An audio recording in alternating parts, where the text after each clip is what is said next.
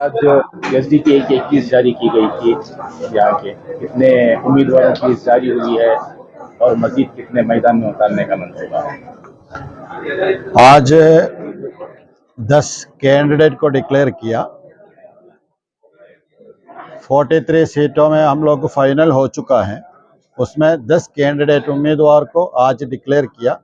Second phase में बाकी candidate को भी हम डिक्लेयर करेंगे।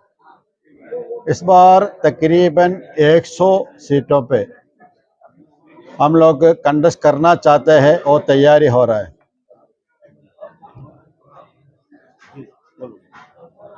प्रोसेस कब तक कंप्लीट होने के चांसेस है और उसके लिए क्या प्लानिंग हुई है? वो जनवरी लास्ट बाकी सीट भी ऐलान होगा। तो किन पार्टियों से अलायंस करने का मंसूबा है और क्या एजेंडे के तहत अलायंस होगा अगर है तो?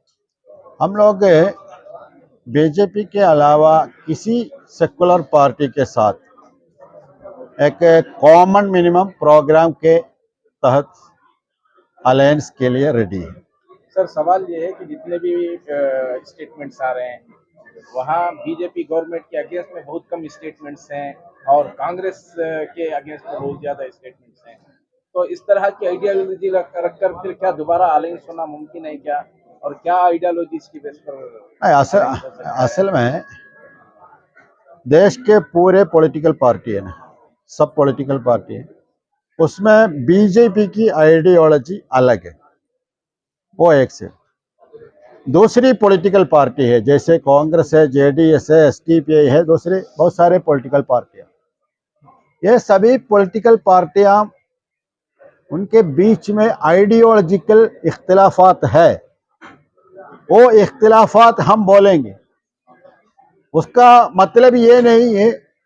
देश को बचाने के लिए ये सभी पॉलिटिकल पार्टी कभी कभी एक जगह पे बैठना है तो वो मुमकिन नहीं बोल के नहीं। आइडियोलॉजी में इख्तिलाफात है, इसलिए अलग अलग पार्टी है ना। कांग्रेस और एसडीपी की आइडियोलॉजी एक ही है तो फिर दो पार्टी की जरूरत नहीं है ना, वो अलग है। जैसे अभी एक अलायंस पार्टी, दोनों बीच में कभी कभी अलग अलग इशू पे तो अलग अलग स्टेटमेंट दे रहे हैं ना, वो अलग है। तो सर, लास्ट ये 100 कैंडिडेट्स को मैदान में उतारने का ऐलान किया गया है। लास्ट टाइम पर क्या अलग अगर इलेक्शन देखें तो बस कॉन्स्टिट्यूंसी से लास्ट मिनट में आपके कैंडिडेट्स को वापस लिया गया, तो कहीं ना कहीं ये भी एक अंदरूनी चाल थी बोलकर अवामी एक इल्जाम है। तो इस मर्तबे क्या प्लानिंग रहेगी और उस इल्जाम को गलत साबित करने के लिए आपके पास क्या एजेंडा है? देखिए, सिर्फ कर्नाटका में नहीं, बाकी स्टेटों में भी इलेक्शन के टाइम में कुछ मिल्ली लीडर्स भी बोल सकता है, वो दलाल जो भी हो, ऐसे लोग आके बहुत मेहनत कर रहे हैं। आप लोग उधर नहीं कंटेस्ट करना, इधर कंटेस्ट नहीं करना। कर्नाटका में यहाँ के स्टेट कमेटी क्या सोचा है, बीजेपी पावर में नहीं आना है, उसके लिए हम लोग थोड़ा सपोर्ट देना चाहिए। इसलिए हम पहले जो डिसाइड किया वो छोड़ दिया, फिर बहुत कम सीटों में कंटेस्ट किया। एक कम सीटों में कंटेस्ट करके कांग्रेस पावर में आ गया, लेकिन कांग्रेस फिर क्या किया पता है सब। इसलिए इस बार ऐसे एक मौका दोबारा कांग्रेस को नहीं देना है। हम लोग मेहनत करके, हम लोग मतलब सिर्फ एसडीपी ही नहीं, सभी मेहनत करके फिर वो लोग जीतने के बाद बीजेपी में जाने के लिए मौका दोबारा नहीं देना है। एसडीपी अपने पॉलिटिक्स को एड्रेस करेंगे, इस बार ऐसा नहीं होगा। ऐलान किया है, क्या है बताइए, आज का एजेंडा क्या है? एक मिनट पहले प्रेस कॉन्फ्रेंस का मैटर बोल डालें, बस से सवाल पूछो। उर्दू में प्रेस कॉन्फ्रेंस का मैटर बोल डाले, बस से सवाल करो। वो पूछे आप से।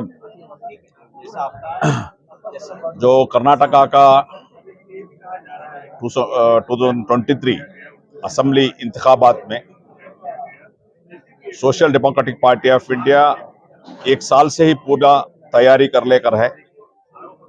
तो हम 224 कॉन्स्टिट्यूंसी का भी सर्वे कराया था सर्वे कराने के बाद हम लोग को ये महसूस हुआ कि 100+ कॉन्स्टिट्यूंसी में एसडीपी के लिए पॉजिटिव है, क्योंकि उधर हमारे कारकुन है, हमारा नेटवर्क है, हमारा बूथ कमिटीज है और हमारा सोशल वर्क जो खिदमत हम अंजाम दे रहे थे। तो इसलिए आज हम कर्नाटका इलेक्शन को फर्स्ट लिस्ट ऑफ कैंडिडेट हम लोग अनाउंस किए हैं।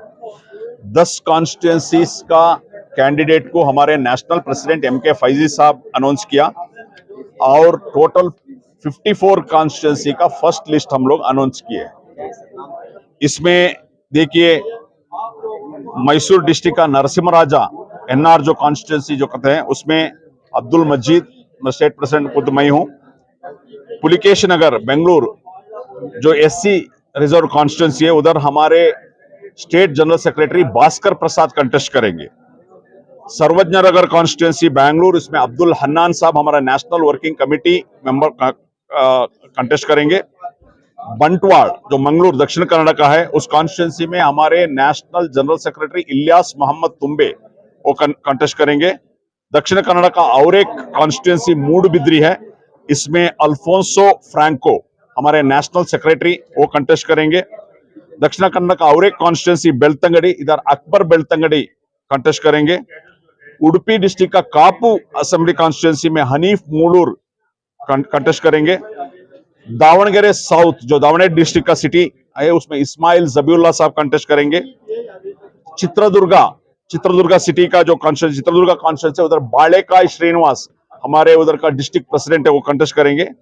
विजयनगर कॉन्स्टिट्यूंसी में जो हॉस्पेट विजयनगर कॉन्स्टिट्यूंसी में हमारा नजीर खान साहब कंटेस्ट करेंगे। ऐसा 10 कैंडिडेट का हम लोग अनाउंस किए हैं। उसके अलावा 54 कॉन्स्टिट्यूंसी का नाम भी हम अनाउंस किए जिस जगह हम लोग कंटेस्ट कर रहे हैं। वो कैंडिडेट का प्रोसेस में है, यानी कैंडिडेट का, क्योंकि कैंडिडेट नीचे से हमारा डिस्ट्रिक्ट कमेटी से आता है, उसके बाद स्टेट में उसका गुफ्तगू होता है, नेशनल सेक्रेटरी उसको फाइनल करता है, तो इसलिए वो प्रोसेस में है। ये फर्स्ट फेज है। हम लोग जनवरी एंड तक टोटल हम क्लियर पिक्चर देंगे, SDPI कितना जगह कंटेस्ट कर रहा है बोलकर क्लियर पिक्चर करेंगे। एक SDPI, क्योंकि ये 75 साल में सब पार्टी को हम आजमाए, सब कैंडिडेट को जो आजमाए, क्या किए इस देश को, इसका कॉन्स्टिट्यूंसी को सबको मालूम है।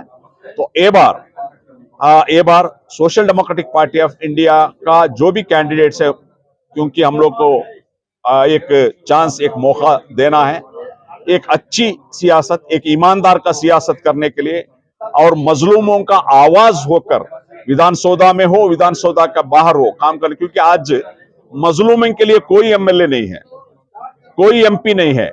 मजलूमों का इश्यू टोटल मजलूमों के लिए, मजलूम का लीडर कौन है कर्नाटक में बोले तो नहीं है, वैक्यूम है।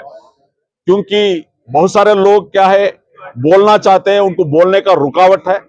तो बेबाक सियासत के लिए एक मजलूमों का आवाज होकर पूरे कर्नाटक में काम करने के लिए अवाम ये बार SDPI को एक मौका देना चाहिए। आपका मुकाबला किसके खिलाफ होगा? कांग्रेस से होगा, BJP?